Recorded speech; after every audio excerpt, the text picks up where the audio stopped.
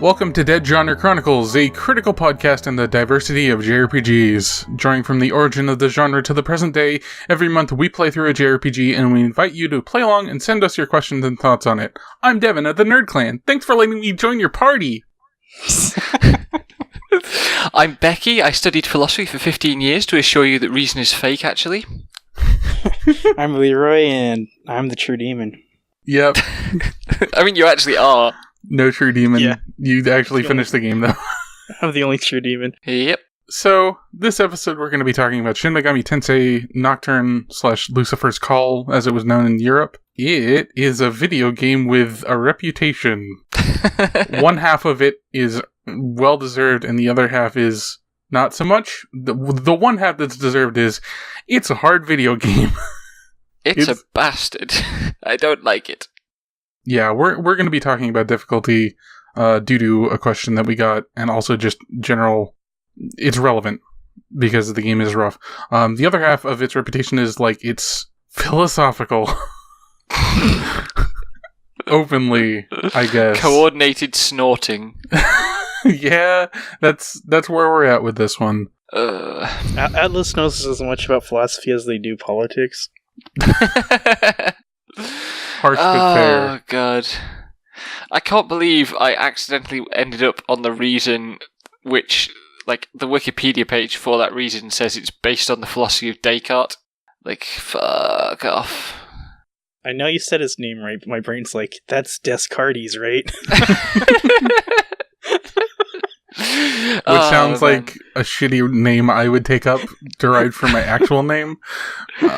Descartes. Yeah. So basically, the premise of Nocturne is the world is basically on its deathbed, and Tokyo gets rolled up into a ball. Yeah, that happens during the conception, and the player character, the protagonist, gets turned into a demon and is known as the Demi-Fiend, and essentially goes around gathering power and encountering different factions that are all vying for the power of creation to recreate the world in their philosophy's image.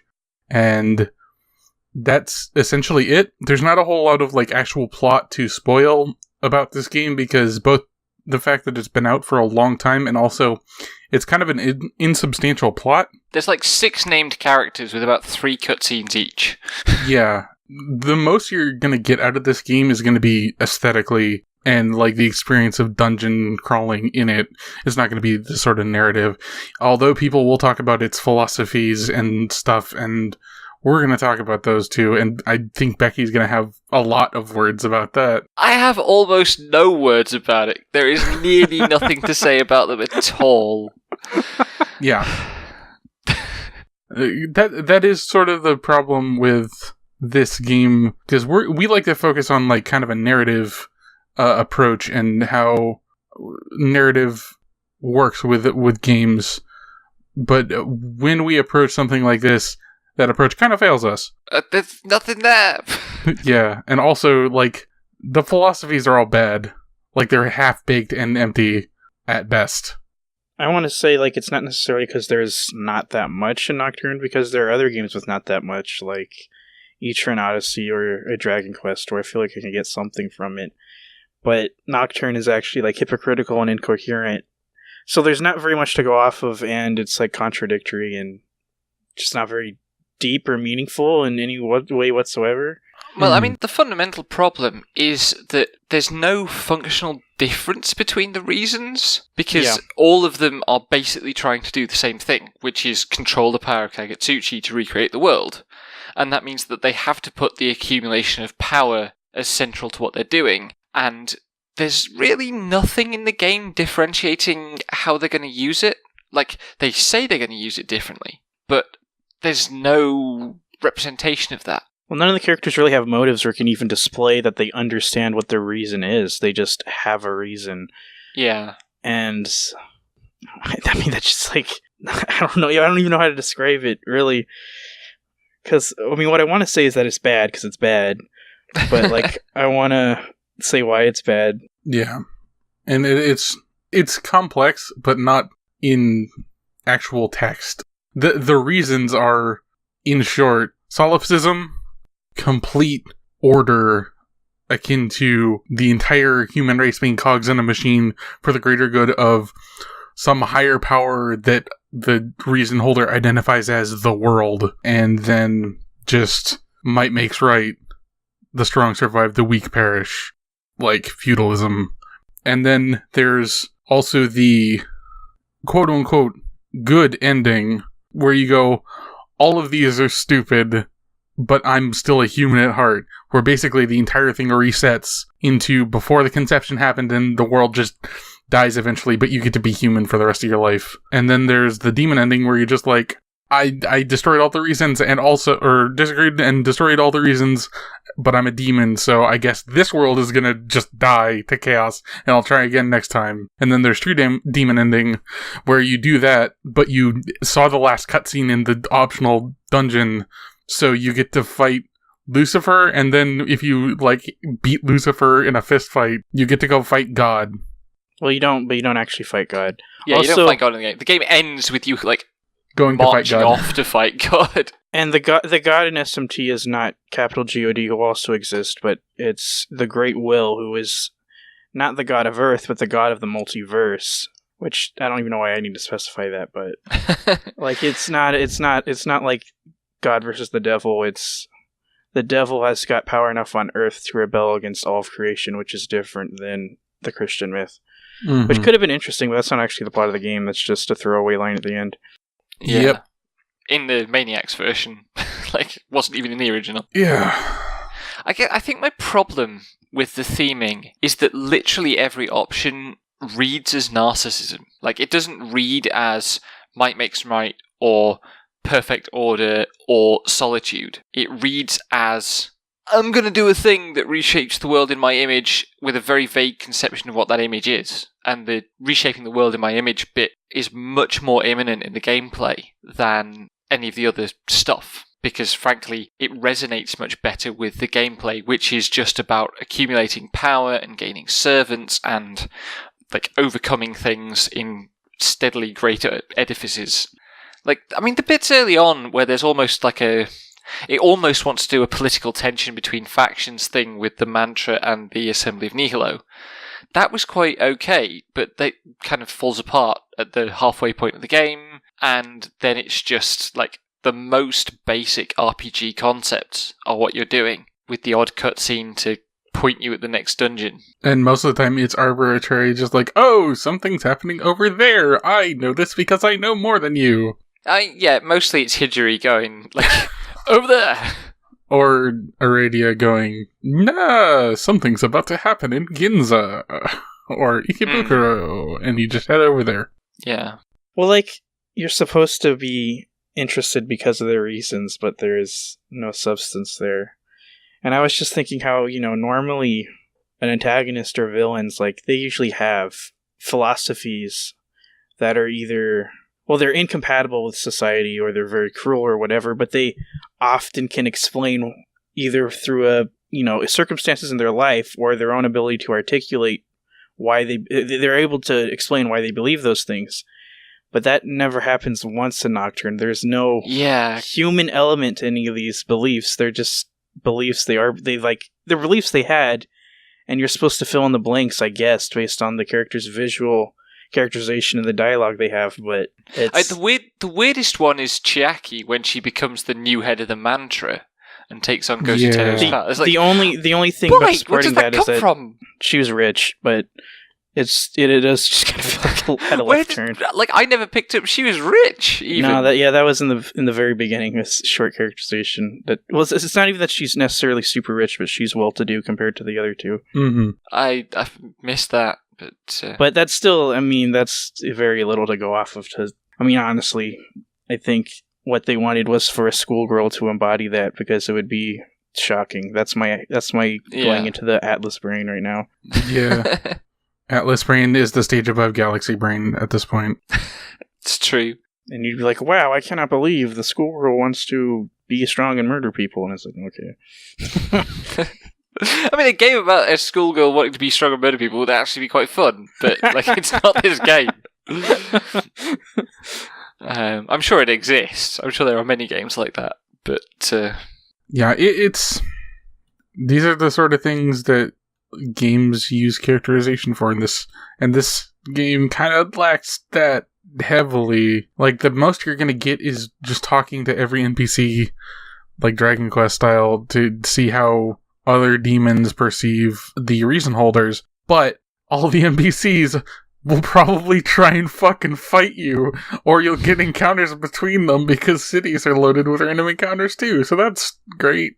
It's not great, I don't like it. I like the dedication to the one-note expression Nocturne had, and that there's like no safety, even towns or dungeons. I thought that was funny. I like that when it's used well, and I think a little bit of it in Nocturne works, but the problem is it's every fucking town forever, and it's just so tiring.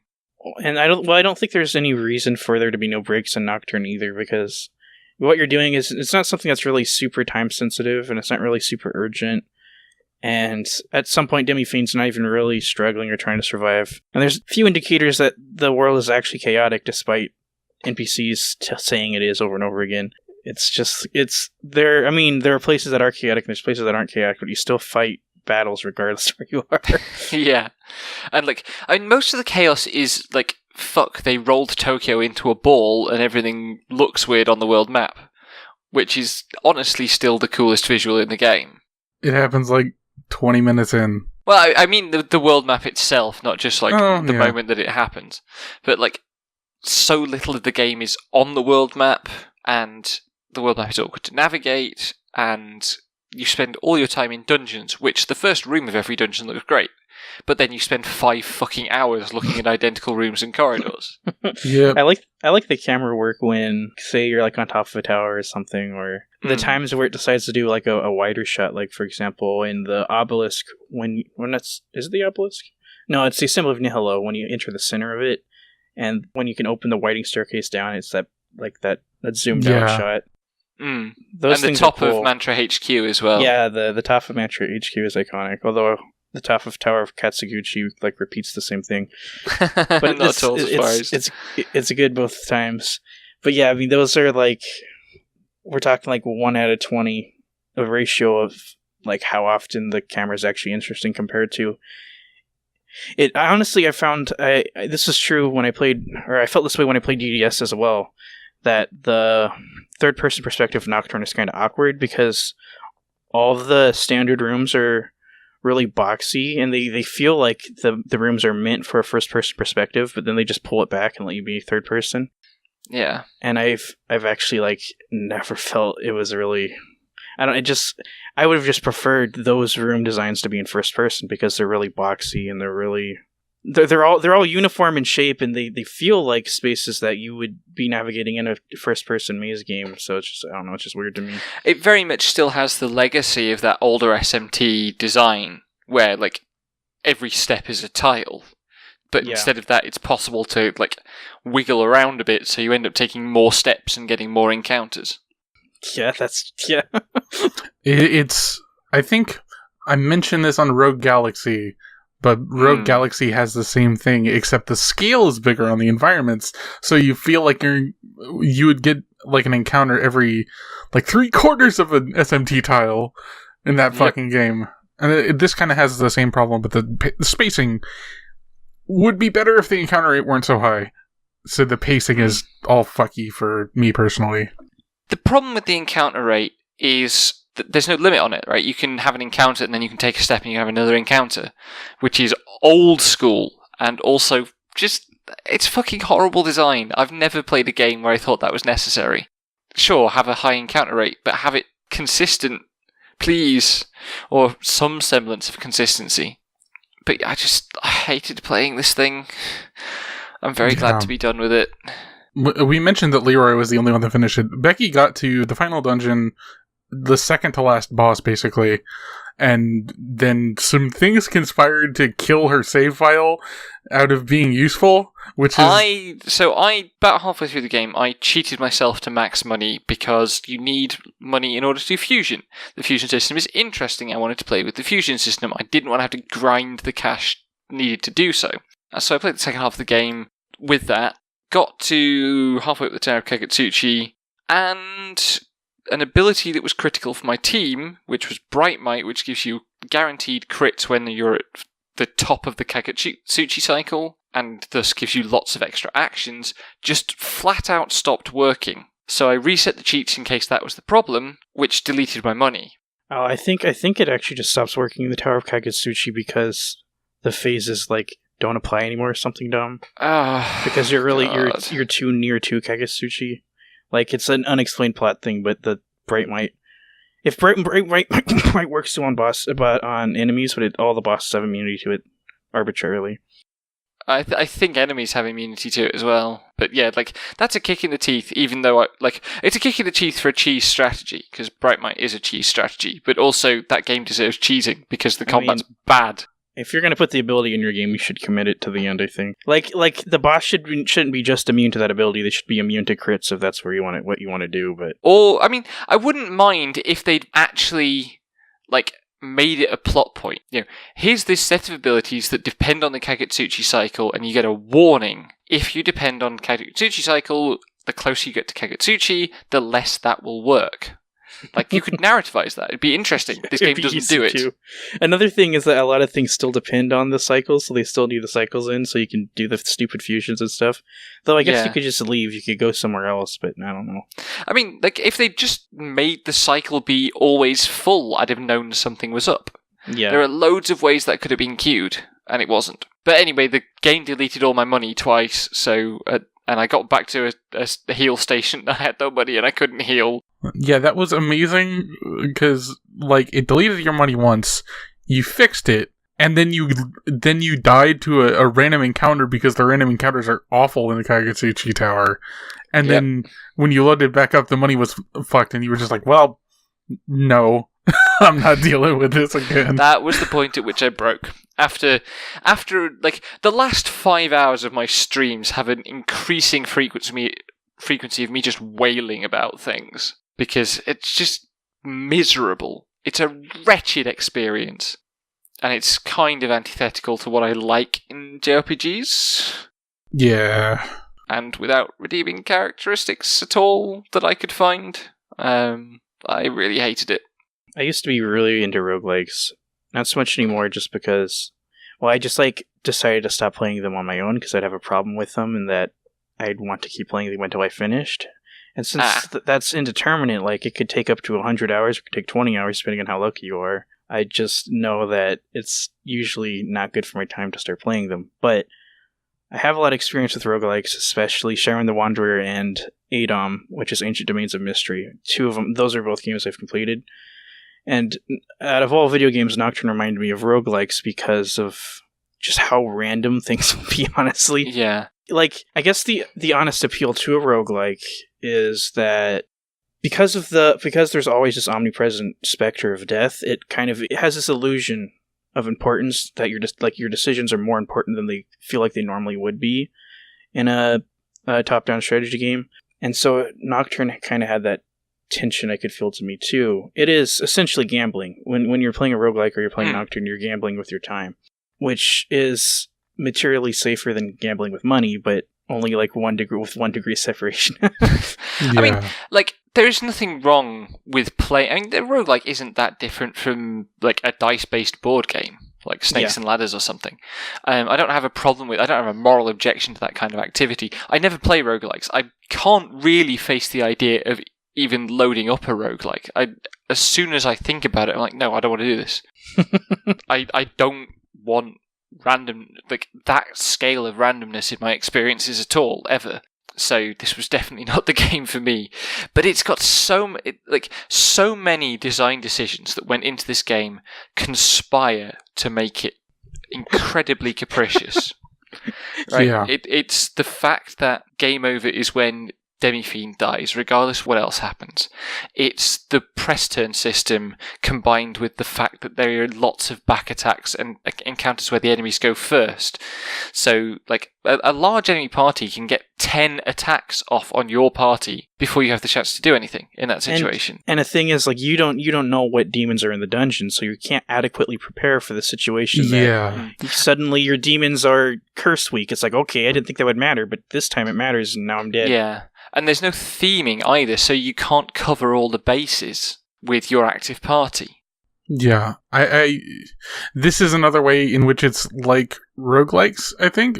Basically, a roguelike, for me, I've been talking a lot about like difficulty and design in the mod chat with these two nerds. And one of my things is difficulty in part is also due to like the chaos inherent in RNG and the chaos of not having a complete knowledge base in your head, because like you will eventually build that knowledge of like a roguelike. You know what items do what and how they work well together and how they can handle different situations, but you don't start with that knowledge, and the game teaches it to you by punishing you through giving you random shit that you then have to learn how to use. Basically, like, yeah, it's kind of like a roguelike in that the Magatama will just give you shit, and you just have to learn either through finding the skills on other demons and finding out what they do, or having it used on you and going, oh, Mudo is a big death spell. I should use that if I get it, but also,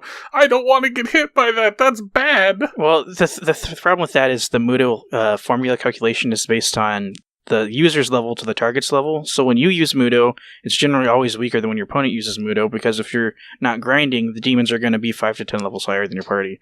Mm. Yeah, and I spent a lot of the game quite significantly underleveled because I was using a guide and thus not getting as lost as you're supposed to, because good God, the game was long enough with using the guide, and I knew that would be a problem. So I was very underleveled, which means I was very vulnerable to death. And there are so many enemies that have death all. I don't think I ever had an encounter where an enemy cast Mamudoon and literally hit every member of my party.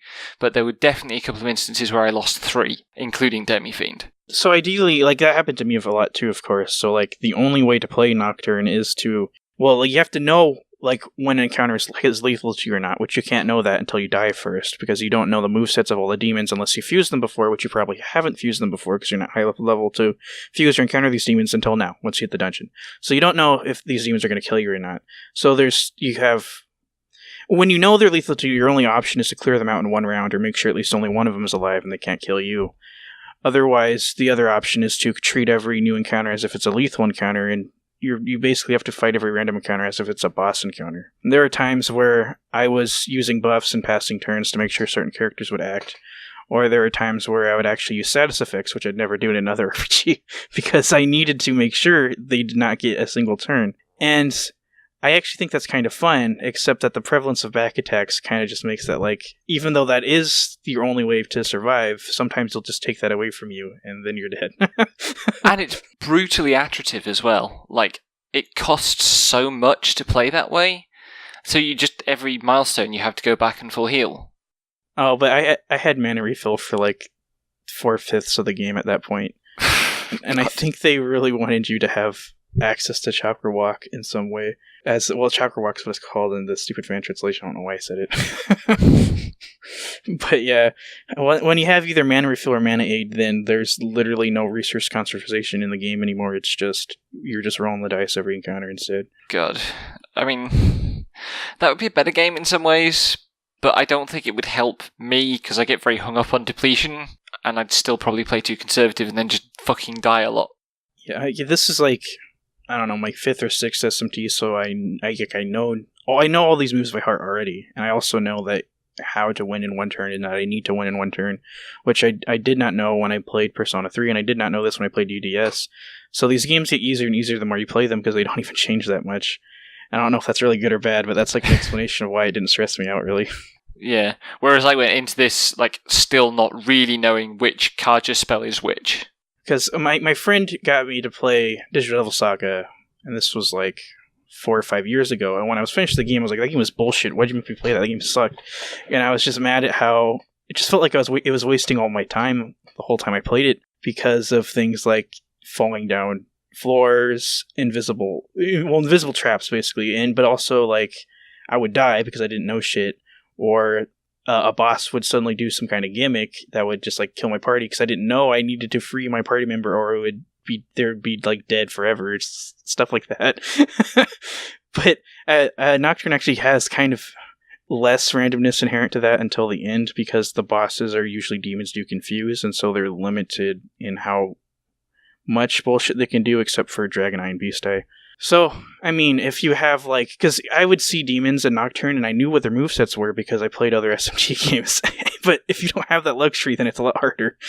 Yeah, and that's kind of the same deal with, like, roguelikes. Like, a roguelike player with a particular experience with a game, even with games that have overarching, like, progress systems where, like, Binding of Isaac or whatever, where you unlock more things, like, if you just hand them a fresh copy, they will be able to know what's going on all the time and be able to handle themselves, because a lot of that is just, like, having the external knowledge more than having to wait for the game to teach them that. I guess the other thing, in one of our mod chat discussions, I mentioned legibility, and we're kind of talking about legibility in a way at the moment, but the kind of legibility I have in mind when I tend to talk about legibility is not the kind of legibility that you're talking about now, because, like, that problem could be solved with a more robust analyzability, where the analyzability is cheaper to use somehow, where it carries over from fight to fight, and you've got easy access to its information during the fight. But the kind of legibility that I really place a high value on is the Final Fantasy, sort of later Final Fantasy kind of legibility, where as soon as the encounter loads in, you know exactly what you need to do. In an FF10 encounter, for example, those games are... That game is really, really specific about, okay, it's a flying enemy, you need Waka. It's an armored enemy, you need Orin. It's an element, you need Lulu. And that's grounded in a lot of consistency between how the different monster models are used, which is completely absent in Nocturne. It's never been a thing that SMT games that I've played or I've watched do, where you can look at a demon that you've never seen before and have a reasonably good guess what its weaknesses are, what you need to prepare for or anticipate. I would kinda, like, if you see an angel, you know they're weak to death. They're always weak to death, and you can always kill them with a death spell, for example. And that is true until the end game when nothing's weak to death. So maybe that's already kind of a wrench in it, but that's also true on the other side. When you see, like, a stereotypical skull or a demon type, they're weak to X-Spell, they're going to be weak to Holy. But then, I mean, there are obvious ones. You see a Red Ifrit, they're weak to Ice. But then, then there's wild ones. Like, there's a Flying Bird. Is it weak to Thunder? No. Is it weak to Wind? No. It's weak to status ailments. Well, also, like, I think there are more groups of enemy in SMT than there are in FF10, right? In FF10, there's like 6 different enemy types. One for each party member, basically. Whereas SMT, there's like 20 different families of demon or something, some of which only have one member. And then there's also loads and loads of strengths. Like, there's different families of ailment, and there's the 4 elements, and there's like different levels of resistance, because there's like resist and void and repel. And drain. And drain, yeah, sorry. Yeah. So what you end up with is, and it shades towards the Tales of Graces problem, except Tales of Graces just fucking tells you, where there's just so many kind of tabs and slots.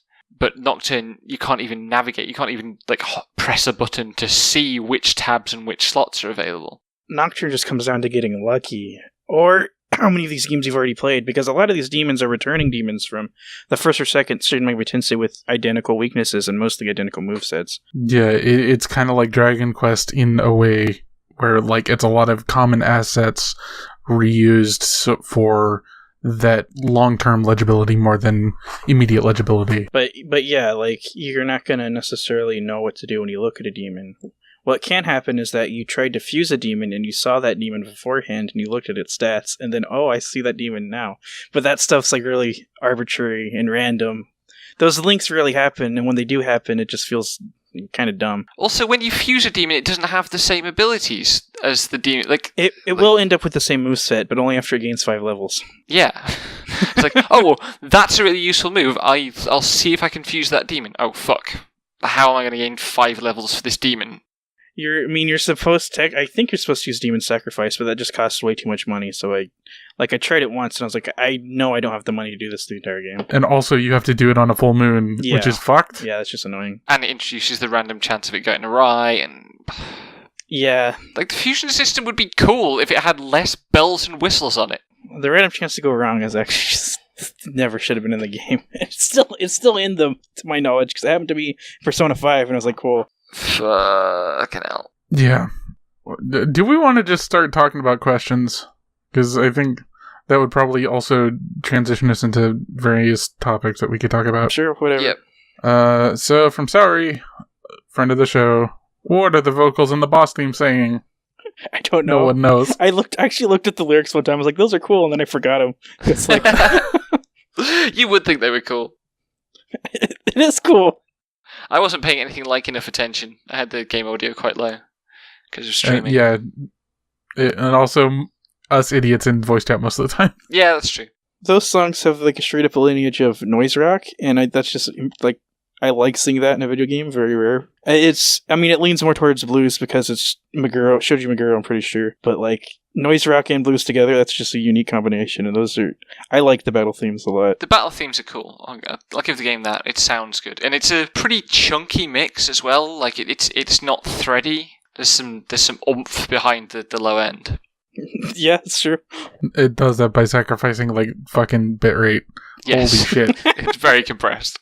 That's just a PS2 problem, just thinking about Final Fantasy XII audio. Yeah. And 10. I'm glad we're past that. I'm not like an audio snob, but God, I love bitrates above fucking 56 kilobytes. Okay, so from Where's My Gift? Hi, Odai. Curious to know your thoughts on the enemy designs in the game and how you felt they worked thematically or otherwise. Also, which ones were your favorites? Mothman is a good boy. I will brook no argument on this. Odai, you're wrong. Mothman is great. Mothman. Thank you for backing me up on this.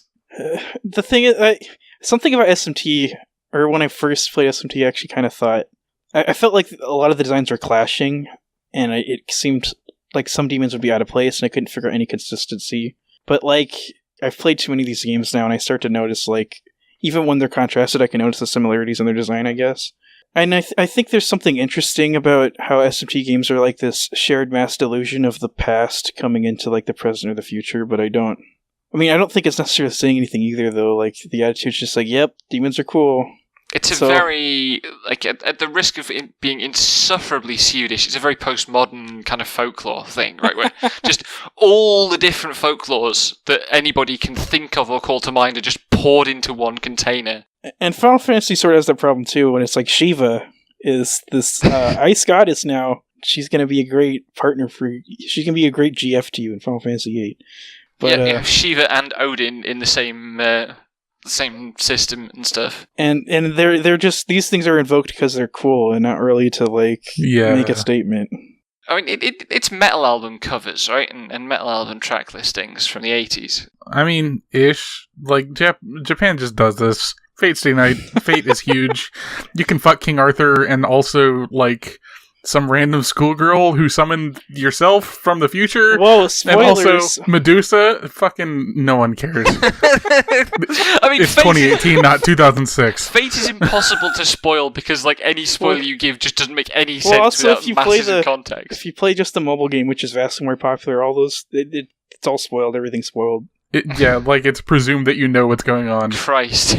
At least with Fate Stay Night, though, they pretend like they care about the history of these characters. And they think the history is cool, but Shin Megami Tensei is just like, whoa, demons are cool.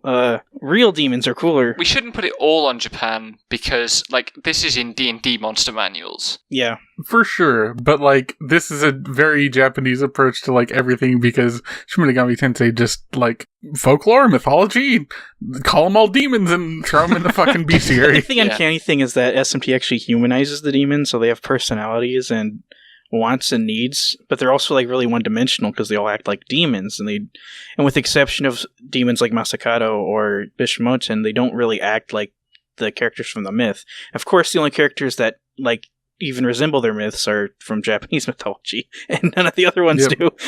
Yeah, and like a lot is achieved in the characterization of every demon in this game, with like 2 voice box and a character design, and like the way that they communicate with you about when they give you a gift at the end of fights and stuff, and that's pretty cool actually. But it is very minimal, and of course it has to be one note. I thought the effort put into Persona 1 and I guess Spike's Persona 2 was actually more interesting or humanizing, because the demons can react in a wide variety of ways to different things. And it feels like, it just feels like you and the demons are both goofing off. Whereas, like the stripped down nature of Nocturne just kind of makes it feel one-dimensional, and it seems more like you're just trying to exploit brainwash makes it literal. Like you were just trying to get the fastest way to get this demon on your side, indentured servitude forever, and I don't think the personality really shines through that much, but I still always like the concept of SMT. I would like to see a more friendly RPG where you're on equal terms with your opponents most of the time instead of just mindlessly slaughtering them. But Nocturne doesn't really come all the way there. The bits of Nocturne where like demons get to actually have cutscenes and dialogue are okay, like the Jack Frost bit in the upside down dungeon thing, and the Yoyogi Park with the fairies where Oberon just bullies you for 5 hours. Like those are okay. I'm just thinking about Disgaea. Yeah, Disgaea actually does that. And this is a post Disgaea SMT. So. I doubt Atlus played Disgaea. I doubt they do anything. They fucking published it in the US. That's true, I guess, but that doesn't mean the internal team. Yeah, it doesn't mean that devs. I don't know if they just play Atlus games. I think they just make games at this point. They don't know shit. Atlus subscribes to solipsism, obviously. Okay, so my secondary answer to what was my favorite is Ariman. That the unfolding.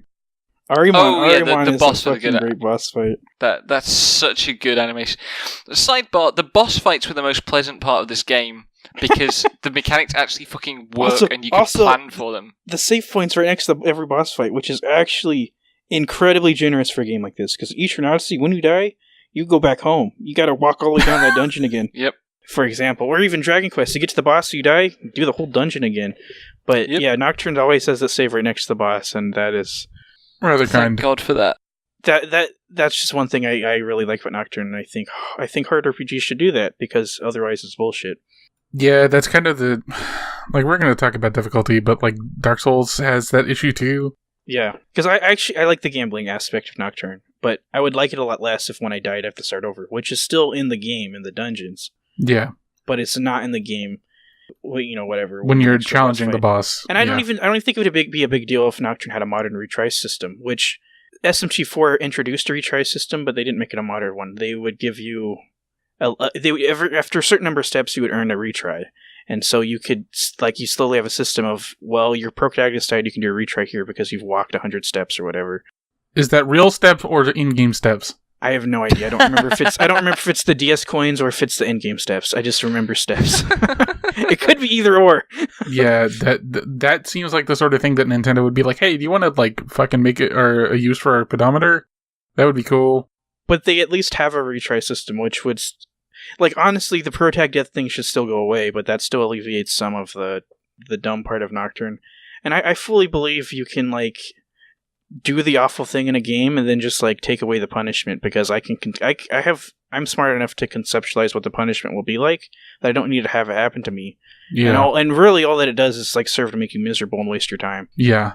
And there are people who would argue otherwise with me, but I don't think having to repeat the same fucking thing really matters that much. It just doesn't. Yeah. It can be, it could feel good if you like that place a lot, you like to stay in it, but you don't have to be forced to do that, right? You can just want to speedrun the game later. You can have positive reinforcement that has players revisiting your levels. You don't need to kill them to do it. Yeah. Yeah, if only. Okay. S-City Dreamer on Twitter asks, if you had to date a demon, which one would it be? Hypixie, probably. I was gonna say Dante. Is that cheating? Dante would be a good answer. I'd say Lilith. That's brave. That's brave. I don't know. She seems cool. I approve, but it's brave. I'm stupid. It's not bravery. I'm gonna date Noah. Noah looks like it gives good hugs. Yeah, at least. The only problem with Noah is I don't know if you've seen the face too, but it's grotesque. Oh god, yeah. So at Noah, the end of the fight. Yeah, when it grows Izumi's face out of it, and it just looks awful. And I'm like, what? Okay, now we're gonna get into this stuff. Let's do this one from Colin, friend of the show as well. Do you think a game of this style could work, or would have worked better if it was condensed to like a 6-hour playtime? Yeah, yes. It would depend how the playtime was reduced. Well, okay, let me put it this way. There's 3 dungeons where you go through a subway in Nocturne. Do we need 3 of them? Do we even need 1 of them? We don't need any of those. They can all there's go. There's a fucking sewer dungeon in Nocturne. Did we need a sewer dungeon? No, I don't think we did. There's a lot of stuff in Nocturne that has like the PS2, this game, or even PS3, this game needs to be long. So here's some stuff. Yeah. And that stuff could just go away, and Nocturne would be 40, 50 hours shorter, honestly. Like, straight up. Yeah. Yeah. I don't think you need to level all the way up to fucking level 80 or 70 at the end of the game. You can have or you can either have a system where you level faster, like Earthbound, or you can just have it end at level 50, like a normal game. To me, the solution to that is honestly just make fusion free. Yeah. Right? So you can always fuse demons that are on level. Because the fusion system's interesting. Just let us use it. Well, first of all, that's how Dragon Quest Monsters work, and I actually recommend Dragon Quest Monsters. I've always enjoyed them. They're like Shin Megami Tensei. They're even hard like Shin Megami Tensei, but they're not like bullshit, basically. And since you're only using monsters, like, they work as a team, it's not like one monster is super important, you have to protect him. Like, you just have your 3 monsters out. And yeah. But it has the same fusion system, I think, probably copying it because it was after Shin Megami Tensei. Yeah. Yeah. But the art, I mean, I guess I like the art style, or I like the Toriyama designs like almost as much as Kaneko designs. I guess they're definitely different. But yeah, Dragon Quest Monsters is uplifting, whereas Megami Tensei is always going to be necessarily a downer. Yeah, I think also like you could probably keep every single boss. I can't think of a boss where I was like, the game doesn't need the game would be better without this. Except I guess the Spectre fights. Yeah, but they aren't really boss fights. They're kind of funny. Yeah, and even then, they were mechanically the way they changed 1, 2, 3 was interesting. The way the challenge changed. So for me, it's got to be a game where you cut all the extraneous dungeons. Every necessary dungeon is about 1/5 as long as it is in the actual game, and it's mostly just a boss rush with free fusions. That's my edit of Nocturne. I mean, that'd be a cool game, just because the boss fights are actually the interesting part. Like, you go through all the dice rolls. Well, okay, the thing about the tension in the dice rolls is that stuff's novel, like, the first couple times you do it. But when when it's just like an endless stream, 80, 90 hours of, like, you're gonna die, I don't know, like, that feeling of death kind of nulls away. Like, I don't feel anything anymore. I just kind of feel empty and null about it. Because I've been overexposed to it, basically. I think you could make a game that was this capricious and have it be a fairly long game and interesting, but you would have to do more with the capriciousness. Like, in here, it feels like all it's doing is extending playtime. It's not really communicating anything about the world. The fact that there are random encounters in towns does. Like, that element of randomness.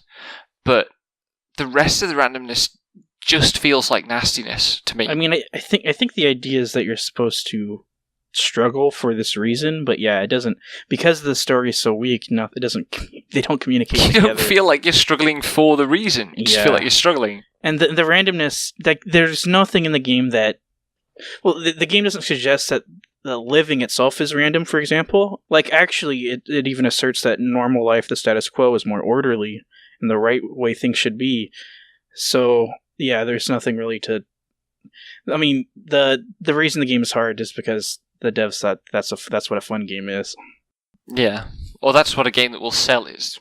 And it has been, time and time again, they were still making games at that point, so they weren't wrong. It's just unfortunate that this is what produced. So now we've got a couple questions that are tied to the reasons. From Where's My Gift? How does this game's approach to morality choices differ to other games, and do you think it's better or worse? So, I like that there are 3 choices rather than just 2. That's a plus. And that none of the choices that are affirmative, like that they say, yes, this is the thing, is quote-unquote the right one or the canon one, but by the same token, I wish there wasn't a neutral option that was the canon one. Like, I forget who it was, fairly early in my interest in games criticism, I saw somebody tweeting, they'd never played a game where there were moral choices and they couldn't tell which the designer thought was the right choice. And that, to me, is the challenge of any kind of choice system. For it actually to be player choice, the designer's got to design it in such a way that you aren't choosing between canon and non-canon, basically. And I don't think this game ever got away from that. The way I did that with a game that had multiple choices was make all the choices bad.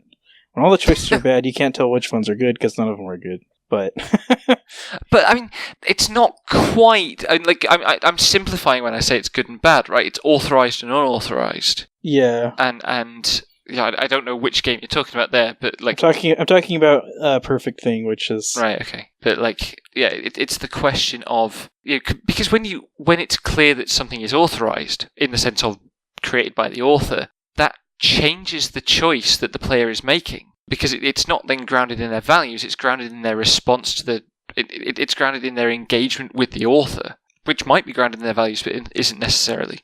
This is, by the way, a big theme of research that I'm working on at the moment, which I am going to be presenting at a conference next month. Something that grabbed me on a story level in Nocturne at first, whereas even though the reasons are undeveloped, the philosophies are non-existent, there was, and part of this is just because English script is actually pretty good.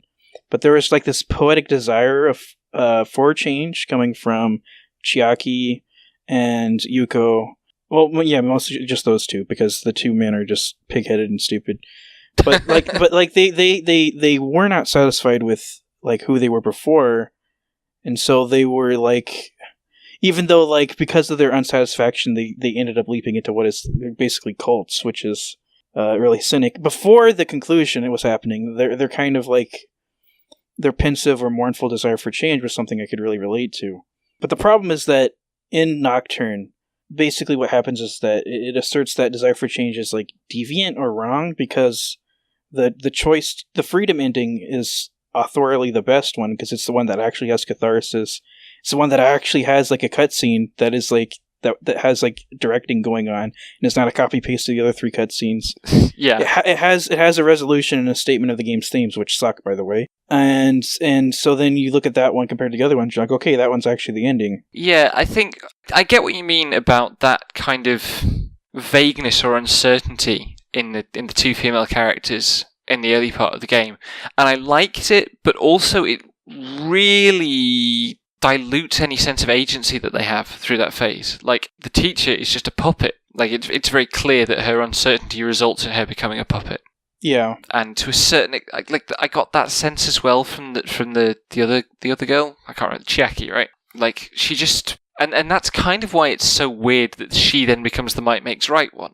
I guess you can frame it as a binary. She goes from one end of completely uncertain and unspecified to being completely narcissistic. But I thought it was more of an affirmation of doing the best in a situation outside of your control.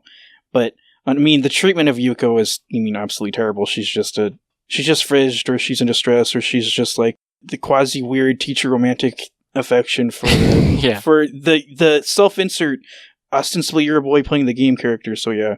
Also, so when I said basically since all 3 of the all 3 of the alternatives to the world suck, that Nocturne asserts the way the world is actually best, even though I mean, and this is just leftist or Marxist, but when I hear how Yosuga is described, I'm oh yeah, that's just the real world in the first place. And so when they contrast those 2 as being different entities, as in the normal world is not where might is not a beautiful world where might makes right. It's a world where everyone is... Basically, they're asserting it's a difficult world where everyone has their own trials, but in the end, everyone actually can obtain their own happiness. And I'm like, no, that's not really how it works, you know? But that's the stuff that, under liberalism, that's what people have to tell themselves. That's how capitalism works. So, you know, they don't go crazy.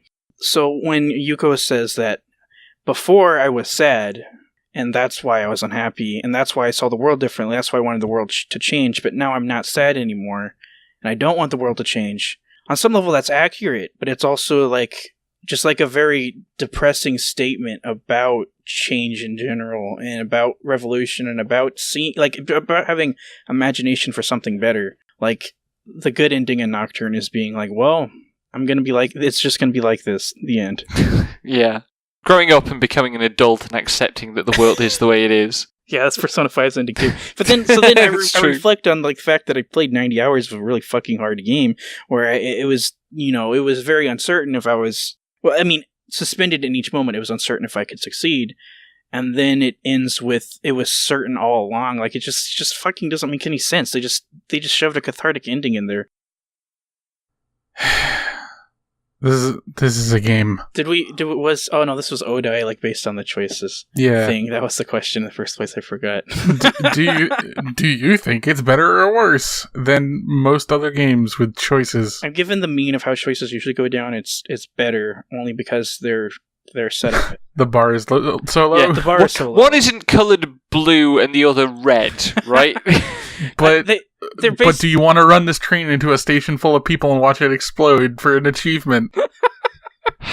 I think they're basically supposed to be foils for, like, these are awful opinions and you're not supposed to pick them. And I think that's an interesting way to utilize choice, as in you give you give a player the choice to do it. To, like, I don't even know if the word raise the stakes is right, but to just kind of make it more fundamental and real to the fact that, like, let's say the choice was to be fascist. People in real life choose to be fascist, and then you're supposed to make the choice to reject it. Although what needs to happen here is, like, the authorial voice saying that this ending you picked sucks and is the bad one. But then, like, the end point of that is always going to be Megaton in Fallout 3, which, like, that sucks. It's not interesting design. Yeah. Because my working model for this is when you put an affordance in a game, players are going to take it just because it's an affordance, right? This is the GTA problem. All the development of that game is creating affordances to do the things that GTA is known for. So players will do that regardless of their values in the real world, regardless of how they perceive value in the real world. But, I mean, it could just be done like Undertale, and the fact that, and I mean, Undertale is the really exaggerated version, but you can make it obviously satirical, or because the thing about those like Fallout, for example, is it has no imagination. The bad thing just happens, and it's not about the bad thing. It's just, well, here's the consequence for your bad choice, dumb nuts. Which is, yeah, I think Undertale at least is one game that shows there's a better way. I should post it in mod chat. I saw. I hate The Witcher. Sorry. Devin's posting a meme in the middle of the podcast. That's posting a meme. To be clear, Devin is in mod chat on our Discord right now, posting a meme exclusively to us. Yes. I made that edit just now. So anyways, the choices in Nocturne suck, but they're better than choices in Witcher 1. Yeah, fair. Probably. I mean, in Witcher 1, the choice... Oh, I don't even want to talk about it. Fuck, Devin will get to talk about it. It fucking sucks. So. Yeah, look forward to that. From Sean Hantani, whose name I think I did right. Sorry if not. Friend of the show. Developer of Anodyne and Even the Ocean, friend of at least one member of the show. What's a way in which the implementation of the reason idea could have been improved? I liked it as a way to structure the story progression, but felt like the reasons were pretty half-baked and uninteresting. Felt like some high schoolers and that bad haircut dude were forced to start their own one-man political parties. Yeah. Well, they don't resemble politics or philosophy, right? So that's already a problem there. Well, they resemble politics or political parties in the sense that they are nearly identical versions of narcissism. Modern politics. Yeah, I mean, like, there's fuck all difference between these in terms of their material politics. So it's very party political in that sense. Like, you could strengthen them any number of ways. Like, I think really, to make it compelling, it needs to be a fairly transformative change, though. It needs to actually have it so that there are enough entities in the world associated with each reason that they can perform a coherent set of behaviors, or you can have different affordances for interacting with them, or at least when you go to their HQs, there are clearly different exploration paradigms. There are lots of ways you could signify differences between these things that Nocturne doesn't do anything. Yeah. a direct comparison of like a really long game that also has 3 political factions that the characters slowly begin to understand and grow into and decide this is probably right. I think it's right. It has to be right. Is Pathologic. I knew I was going to... I didn't know if I was going to bring up Pathologic or not, but this is a good time to bring it up. And Pathologic has 3 reasons, and when you're playing as a character who is affiliated to a reason, the game omits information that makes the reason look bad, so it shows how people gain their political beliefs in a way, which is much more interesting than Nocturne, which doesn't... There's no interplay of these concepts. The concepts are just there as set dressing. Yeah. The big choice is just, do you side with the representative of this reason and kill someone for it? Yeah, and that's the thing that really frustrated me, is that in every single one of the reasons, they asked you if you're like dedicated to this reason enough to kill someone, despite the fact that there has been no substance to any of these reasons in the first place. And you don't have terribly strong allegiance to the characters you're being asked to kill either. Yeah, you don't have terribly... Well, either. The person who asks you to kill someone, you don't care about them. And the person they're killing, you probably don't care about them either. They're just people who've talked to you this whole game, but they haven't really been helping you either. Also, they talk at you most of the time. And it's not necessarily... Yeah. And that's another problem, too. It's not necessarily that these characters need to be helping you or not for this choice to matter. Like, in general, it's this character needs to be... I mean, like, I don't want to kill someone is what I'm getting to. And it's very unlikely that I'm going to be like, well, I'm going to kill this person. So I have, like, I don't want to side with any of the reasons. I was actually, like, playfully like, well, maybe I'll side with Isamu just to see what happens. But then it was like, all right, this guy has to die. Then I was like, no, what the fuck? And so I just killed him accidentally because I was button mashing. Well, it was also really vague, too. He's just like... I don't even remember how it worked, but it wasn't like stop him or not. I think it was just stand there or stop him, which either way Hijiri dies, and that also bugged the fuck out of me too. And I'm just like, so I either do nothing, which isn't siding with him, or be like, okay, I'll press the button, and then you side with him, and it's like, what's the fucking difference? But yeah, that just like the endings, that makes all 3 reasons seem pretty identical. And I guess they're supposed to be painted as monstrous, but then like, I don't see what the whole exercise is about anymore again. Except that change is bad. That's the message I got from Nocturne. Unless you kill God. The only good change is killing God and destroying all creation. Yep. Because, fuck it. Last one before we get into our difficulty discussion block. For Madame Colleen. Coming back to this game and seeing you all play it, I definitely get the feeling most of my fondness for this game definitely comes from when I played it first. While I still like this game a lot, it's pretty easy to see that most of my enjoyment is very surface level, is its aesthetic and combat system. Considering this seems to be a pretty common occurrence with JRPGs, do any of you have an example of a game you also still enjoyed, but feel your enjoyment of it feels a lot more hollow than when you first played it? I kind of Skies of Arcadia, I guess. The classic one for me is Chrono Trigger, a game I used to love. But, like, when I revisited, I just felt how shallow it is in every moment, and I was just like, oh my god, why do I like this game? But, and Chrono Trigger has a gorgeous aesthetic, fantastic music, and a pretty fun battle system, and those are the things I liked before. But when, like, my values changed to more like, well, but what's the story saying, though? I was like, what? It's basically it's like a lot of nothings, but then the characters say you can do your best at the end. Yeah. I don't know. Pokemon was that for me. But I also kind of knew that I was done with Pokemon a while ago because, like, I mean, it's Pokemon. There's only so many generations that certain people can take of that, and I moved away from this being the sort of person where just collecting Pokemon every generation and tossing another $40 down the drain and like 100+ hours every couple of years was worth my effort. And going back to it for the podcast was just like, yeah, no, this is still kind of not for me anymore.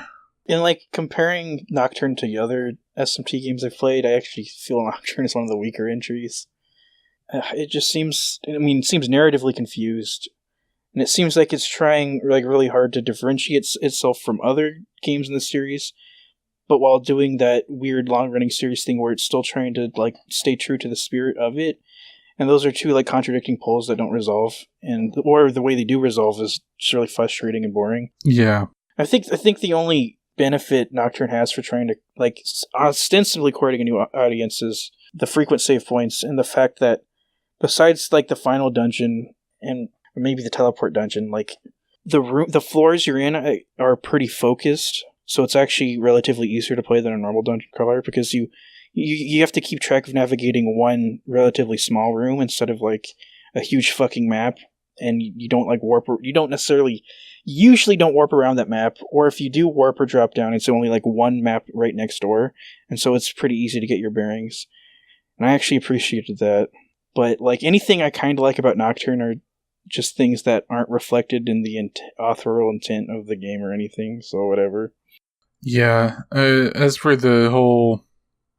It's the same thing with Final Fantasy. Becky has talked about this a bunch, but trying to court new audiences while retaining a mythical, essential part of a franchise is always going to be a difficulty. Final Fantasy 15 is like Nocturne, actually. In some ways. Fucking don't remind me of that game.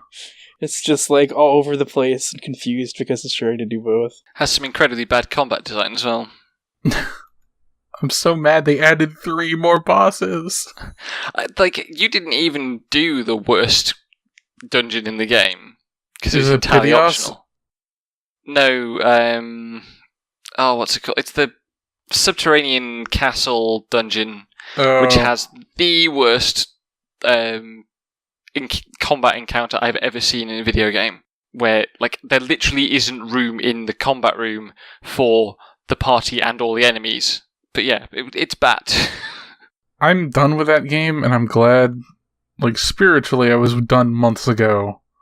But I'm actually done with it now. Okay, so we're going to be talking about some stuff related to difficulty. Because this is a difficult game, and we're going to be talking about a lot of stuff related to that. We have 2 questions discussing this. We're going to go with the easy one first. From Last Sim on Earth, considering your reactions to the game, how much would you say this game's difficulty plays into its reputation as one of the best JRPGs from its era? I mean, a difficult game is always a gamer game, right? Gamers love to be able to say, this is a difficult game, I did it, you haven't done it, that means I'm better than you. Even if it's not even if they literally don't say that, but a lot of the time they do. That's the rhetorical strategy, right? That's always the implication.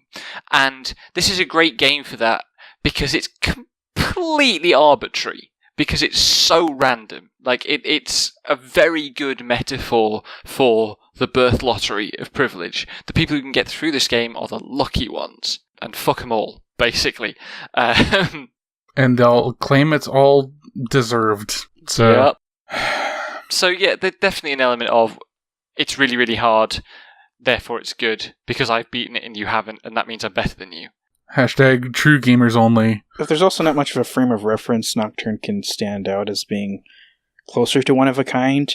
And if you were a console gamer and playing mostly PlayStation, I mean, unless you got into Kingsfield or whatever, Nocturne would still feel really novel and unique, and there wouldn't be anything like it, except that there is a lineage of games like Nocturne on the PC.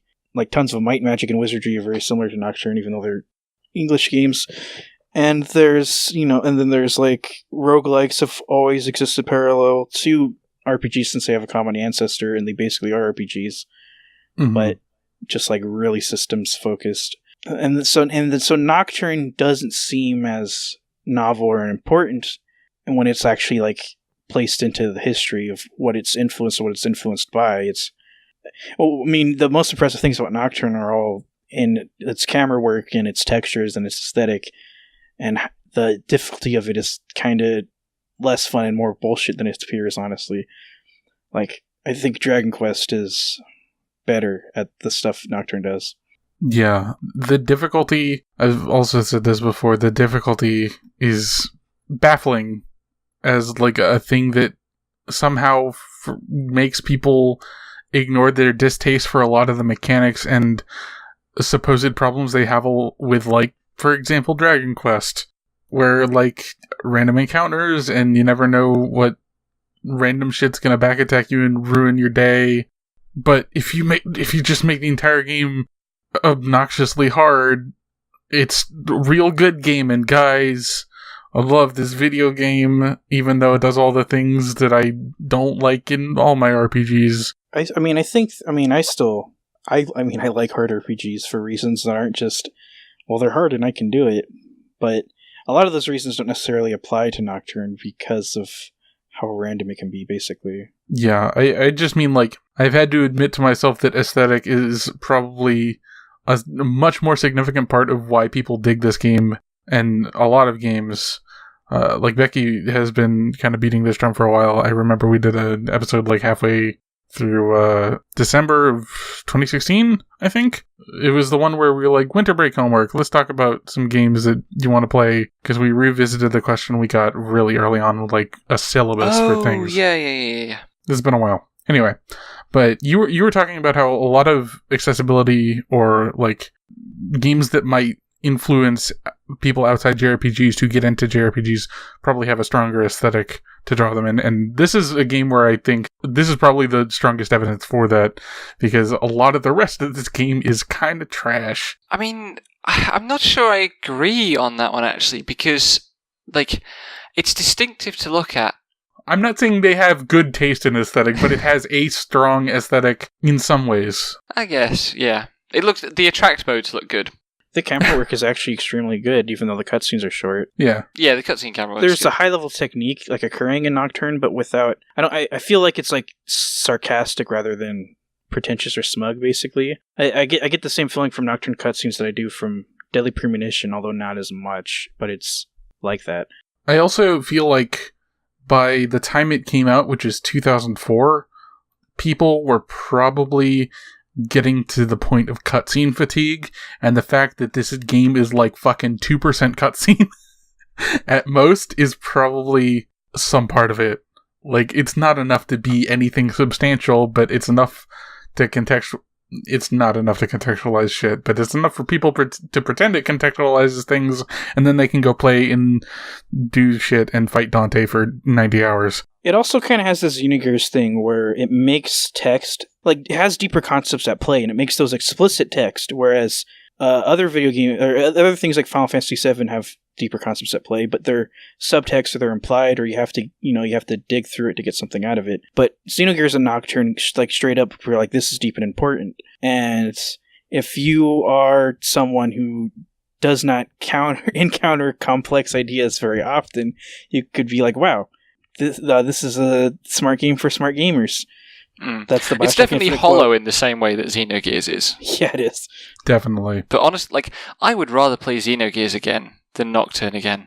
I would. And I'd rather play neither, which is what I'm going to do. That's an option. Don't make that fucking false dichotomy, Becky. Please don't. I just think, like, that's how low this game is on my, like, ranking of games we've covered. Because I don't mind gambling, but I just get a pit in my stomach when I read Xenogears rating.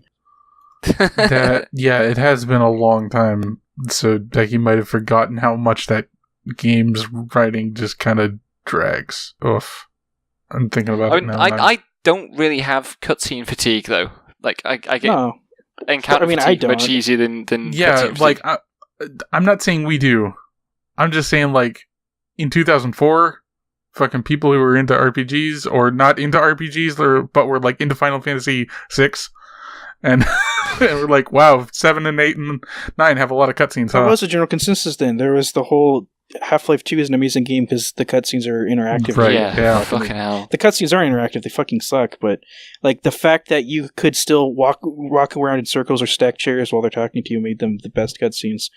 Like, people actually were... They weren't... the concept of the cutscene was, like, bullshit design decision because it took the control away from the player. And so, yeah... I actually can see what Devin's saying. I can't, but I mean, was that really mattering that much to Japanese devs? Because, like, Final Fantasy. I'm not saying Japanese devs. I'm saying reputationally. Okay, yeah, fair enough. English-speaking places. Yeah, like that is like, this game is popular on 4chan, and those are opinions 4chan had, like, still in 2006. So yeah. And also a lot of queer women who probably also had a 4chan phase around that time. Hi, Games Twitter. I see you. That's a call-out post if ever there was one. I mean, fuck it. It was 2004. I get it. Okay, so here's the doozy. It's a long question. Our next question is from Hardcore, I Swear. As someone with a motor disability that enjoys hardcore TM games in the turn-based RPG format, I'm a bit frustrated that most in-depth critical analysis of difficulty in games focuses on games that require dexterity, timing, reflexes, muscle memory, etc., aka games which are completely unplayable for me. Even if turn-based RPGs are mentioned, discussions are usually centered around how fake their difficulty is in comparison to the former category, because their challenges aren't skill-based, they rely on RNG, or are just about making numbers higher. SMT Nocturne is one of a few exceptions to this. Well, kind of. While even a number of the Get Good guys acknowledge it as a hard game, I've never seen anyone talk about the design aspects of its difficulty in the same way as, say, Dark Souls, or even explain what distinguishes Nocturne from artificially, quote-unquote, difficult RPGs. So what are y'all's thoughts on how Nocturne implements difficulty? Are you actually finding it difficult at all? Also, I just realized this is like 200 words. Apologies. No worries. You gotta contextualize questions sometimes. All difficulty's fake. Yep. Yep. Difficulty is a masturbatory exercise. Artificial difficulty actually kind of just makes me fucking mad because it's just stupid farm gamer speak though. So I don't want to take it. I try not to take it too seriously, but it communicates nothing because difficulty is inherently artificial. It is designed, focus test, and created by a designer, an author, a team of people, whatever, and it will always be conceptually artificial. It can't be naturally occurring difficulty. That's not how video games are made. Yeah, like that, but also like difficulty is a facade. It's how much resistance do you want to deal with? How much friction do you want before the cathartic release? And I said difficulty is a masturbatory exercise just to drive that point home. Well, I think also, like, difficulty is a psychological state, right? It's not something that's in the game. Yeah. It's how you feel playing the game. Yeah. And you could make a game, like, it's not really about what actually happens. It's about how the game gets in your head. Yeah. This is why, like, even the Ocean is not a difficult game, because it doesn't kill you every time you get something wrong, like most precision platformers do. And platforming's just as tricky. That's not really, because their games where you restart instantly, but the actual act of finishing is still really difficult. So I don't think punishment is necessarily like linear with how difficult the game is. No, that's linear with how stressful or frustrating the game is. Yeah. Yeah. I have a ramble, which I prefaced in the mod chat last night when I was sorting out my thoughts on it. Go for it. Well, straight up though, before we get to actually talk about difficulty, the reason why RPG difficulties, especially JRPGs, are talked about like that is because, like, artificial difficulty is a replacement for unfamiliar difficulty, or it's a replacement for difficulty I don't enjoy, or whatever. And it can be difficult to, like, argue in favor for difficulty in RPGs because the resistance against them is, like, super ingrained to game criticism since the 90s that these games are bad because they take more time to play, or these games are bad because they're random. Whereas, like, the AI patterns of a boss in Dark Souls, that's obviously not random, even though it is random. It is actually random. You have to react to it, but there are things you are better and less at reacting to, right? And that randomness is inherent into action games like even Bayonetta or Devil May Cry, where the pattern is not the static thing. The AI picks things based on the length of the fight, what action the character has done last, what your HP total is at.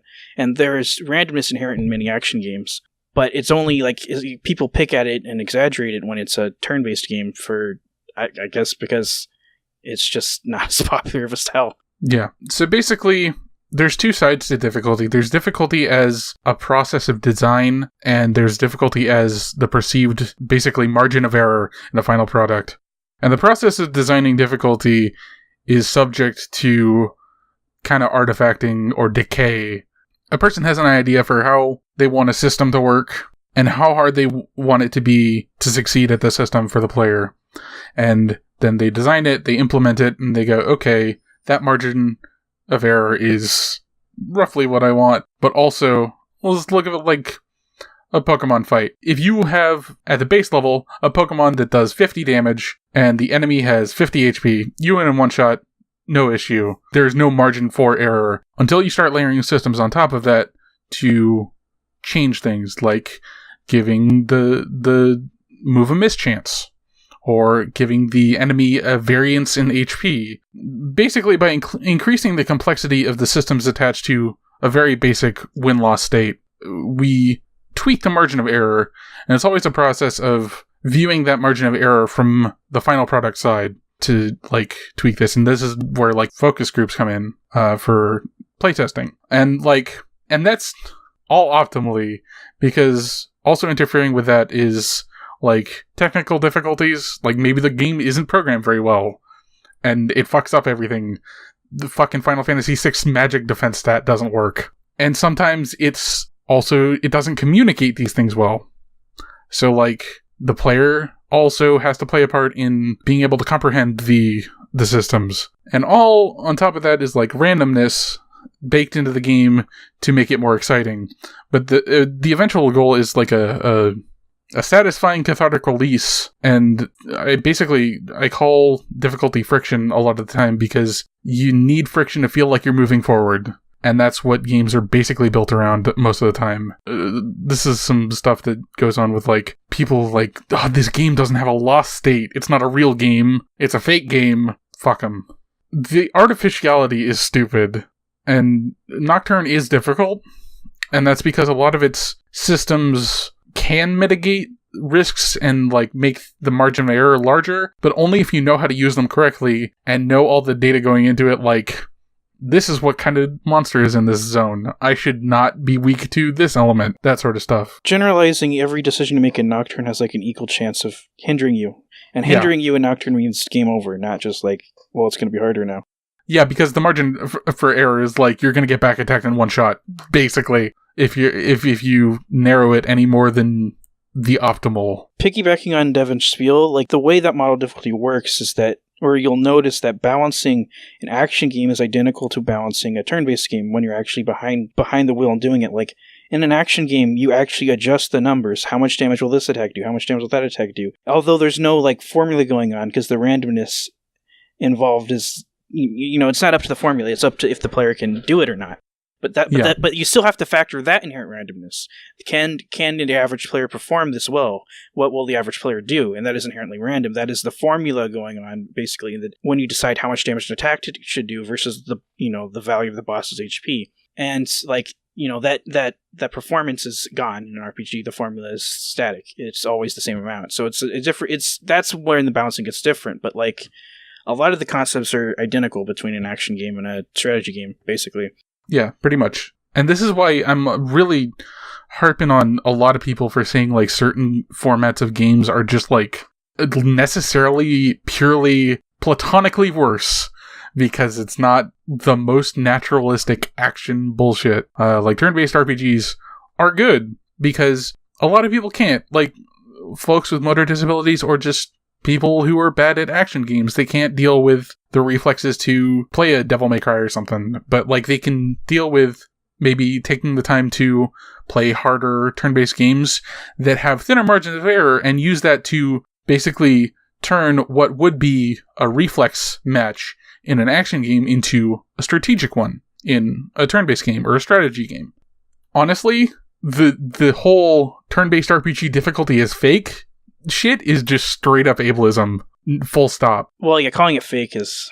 I was just thinking about why people don't like it, and I can understand that only because in a very hard RPG like Nocturne or Etrian Odyssey, what it's expressing through the mechanics is generally going to be restrictive and one note. In popular culture and mass culture, including action games, that, like, what the aesthetics we deem as beautiful or well-made are aesthetics that vary between different kinds of, like either they're like loud and soft, or here's the action part, here's the quiet part, that kind of thing. They have that variance and diversity, whereas a hard RPG, like, just kind of continually squeezes the whole time.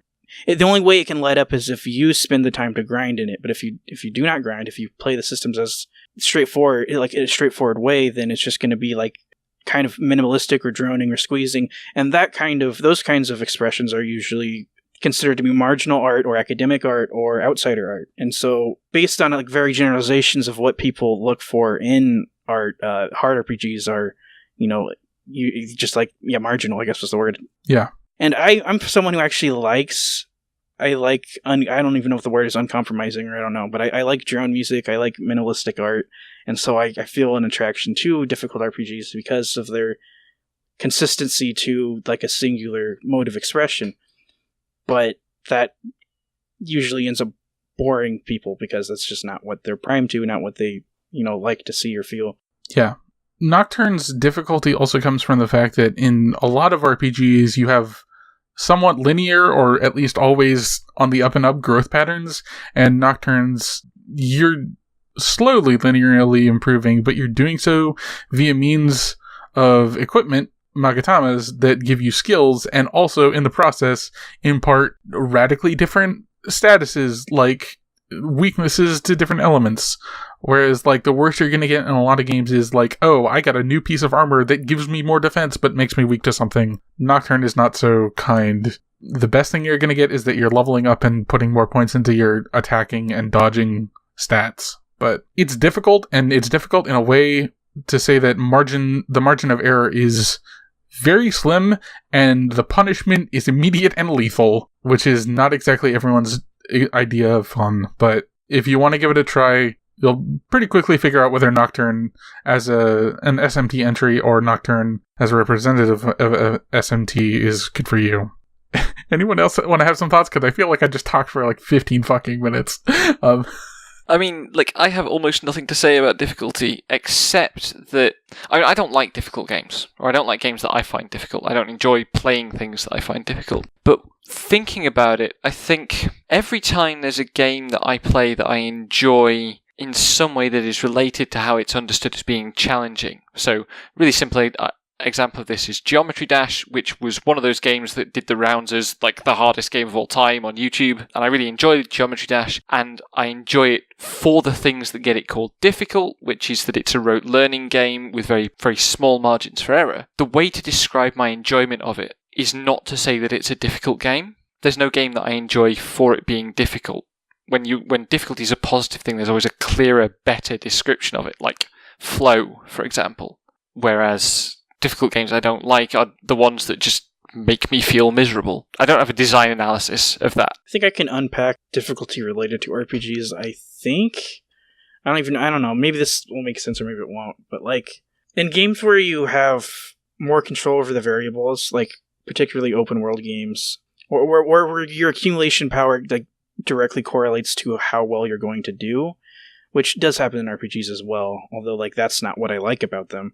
Like I usually don't like how that feels because I don't know. I don't know. It doesn't really feel therapeutic to me. It just feels like I'm a zombie doing chores at that point. If there is no good narrative reason for me to accumulate power, it just feels kind of nasty, I guess. And Becky criticized Nocturne for being a game where you accumulate power, but the counter to that, I feel, is that you're always really fragile and vulnerable in Nocturne. You never really have enough power. You never actually have the power. And unless you like really stick your nose into it and grind for 10 hours, you're not going to outpace the game. And so somehow, like I feel like a low burning stress when I play Nocturne. Of course I do. It's frustrating. It's annoying, but it also ices my anxieties somehow, and it's probably related to low self-esteem, I guess. Because like less Nocturne, but the appeal of something like Dragon Quest Reach and Odyssey to me is the fact that every single micro decision I make is going to be extremely important. Like, the way I manage my resources in minute 10 is going to affect what happens hour 3. And a lot of video games don't have that kind of, like, hyper or exaggerated importance on every single decision you make. Even if it's just kind of like an illusion in Nocturne, that feeling is still there. And so, like, being able to make important decisions feels more therapeutic or meaningful to me than having control over the entire situation, I guess. And I say importance, or Nocturne's decisions are more important because of the specter of death that exists in the game. Like, you can fuck up, I guess. Whereas there are games where I know, like, even if I play them on hard, I know I just can't fuck it up because they're constructed in a way that I just accumulate power and win. I mean, like, the point about accumulating power was a symbolic one, not a concrete mechanical one in Nocturne. The narrative is boring, where you just get enough power to become egotistical. Yeah, I get it. Like, it feels like what you're doing is accumulating power, even though actually, and this was a point that Devon made, I think, the power curve is actually really capricious. And it's not just the Magatama stuff, that's interesting, but it's also demons. Sometimes you need to fuse a demon, which will actually result in a downgrade of your average party level. Quite often, in fact, if you need to like make big changes to your resistances or your abilities or something. Or you'll create a demon that's really fantastic for clearing the dungeon, but it's useless against the boss, and now you're stuck with probably can't beat the boss. Yeah. I mean, I guess it's also worth saying difficulty is not in any way a single linear property, and there are different kinds of difficulty that don't compare, and I really like games that are really, really scripted. Geometry Dash is the paradigm example, but it's true of FF13 as well. FF13, everything is placed and designed specifically to be the exact thing that you do at that point in the game, which is the antithesis of Nocturne. And I really like FF13, and I really hate Nocturne. And that's very revealing about the kind of games I like. And I got into this, my only published essay, but, we talk about difficulty in the sense of how difficult it is to play, but we never consider how games can be emotionally difficult or conceptually difficult, or, there are other interactions of things that can be difficult in a video game that has nothing to do with, like, how fast your fingers can move. This is your Gradius 3 piece, right? Yeah, that was the thesis behind my Gradius 3 piece. Is going to be set reading for a module I'm teaching in February, alongside Max's piece on Pathologic, which is also really good on like more nuanced ideas and taxonomies of difficulty. Like, I'm surrounded by nerds. I guess, because it's just like ludocentrism, basically. When you hear the word artificial difficulty, like their priorities are only in one. Well, it's like game studies at that point. They're only focused on one element of a video game, which is just disappointing, I guess. Well, also, if you ask, is Nocturne harder than Final Fantasy XIII? It's a meaningless question, because they are so radically different that FF13 isn't even doing the main things that make Nocturne difficult. Pretty sure the Nocturne speedrun is easier, it's just there's a higher chance of failure. Yeah, and speedrunning is this whole other thing again, right? Because the games that are incredibly hard to speedrun aren't necessarily hard to play. Yeah. They're hard to optimize, which is oof. Yeah, and FF13's a really, really consistent speedrun. FF9 is really, really random. Which one of them is harder? You can't ask that question. It's meaningless. It's as meaningful as which game is better to, right? It's purely subjective, and the way we frame this is like how skilled you are at a game is how hard it is, but really it's how tolerant you are of what the game is doing is how hard it's going to be. It's like build up your tolerance more so than you actually build up any meaningful skills. Yeah, this is just personally, but I would probably something like Meat Boy is hard, but the effect it has on me, like one of those masochore platformers, is I have expectations going into it that I will probably fail a bunch, but if I get my ass beat by a Sonic level, I'm fucking tilted. Yeah. Well, also, those precision platformers are a literal graph of their own solution. Yeah. Yeah. You look at the screen and you can see the entire script for it from a very early stage in playing it, because you learn exactly the jump distances and tolerances. It's like, I know exactly what I need to do, and it's just executing that. Yeah. Except for the timed level ones, which fuck those. That's why I just get stuck in masochore platformers. It's always there's a timed thing I can't do. Yeah. I guess it's out of left field, but I think shoot 'em ups are actually similar to RPGs in that you cannot... You need to be really keyed in and really tolerant and really have a lot of knowledge of the genre to be able to beat it on first clear, because when you encounter a new enemy or a new boss, you have literally no idea what the bullet pattern is going to be. It could be literally anything, because the visuals do not correlate to what's going to happen on the screen. And so the way to learn to shoot 'em up is to die a bunch of times, and there's pretty much no other way. Are you saying Gradius 3 is like Dark Souls? I'm saying it's like Nocturne. But people would still say the RPG is the artificial one and not the hard shooter, only because when it's turn-based, people feel they have less control over the actions, I guess, even though the control they had over their actions was back when they were at town and when they chose what to buy, but they don't factor that into account when they end up dying halfway through the Dragon Quest dungeon. So our final verdict is that difficulty is a social construct? Yeah. I mean, it is. It is, but also, good closing note. Final question, for More Is My Gift. On a scale of 1 to 10, how much of a good boy was Jack Frost in Nocturne? Hee-ho. He's hee-ho out of 10, good boy. Black Frost was my 10. Despa hee-ho. No one can stop me. It's an annoyingly good joke, that one. I know. Oh, I love it. Well done, random commenter on the SMT phone game. Mothman is also good, though, damn it, Odai. Yeah, Mothman is a good boy. Thanks for joining us for this episode of DGC. Well, this is normally the section where I lay out the plans for the next 2 episodes. This time around, it will also be the venue for a more substantial announcement. Pains me to say this, but Dead Genre Chronicles, as it exists, will be coming to an end after our next game. We'll still be doing things together, and the Discord server will remain, but the podcast is coming to a close. We'll be recording our usual anniversary episode separately, tomorrow as of this recording, and we'll be releasing both within fairly close proximity of each other. In that anniversary episode, we'll discuss the reasons for the podcast ending and our thoughts on the years-long process and where we're at now. I hope you'll join us there. If you found us only now through this episode thanks to Nocturne's clout, and the lament not finding us until the end is in sight, I apologize, but life conspires and carries on. I hope you can find the patience and interest to retrace our journey through the history of JRPGs. It's not necessarily made to be an evergreen podcast, but I think it'll still hold up and give you some food for thought about an underappreciated genre in the games criticism world. After the anniversary episode, we'll be playing Final Fantasy XIII.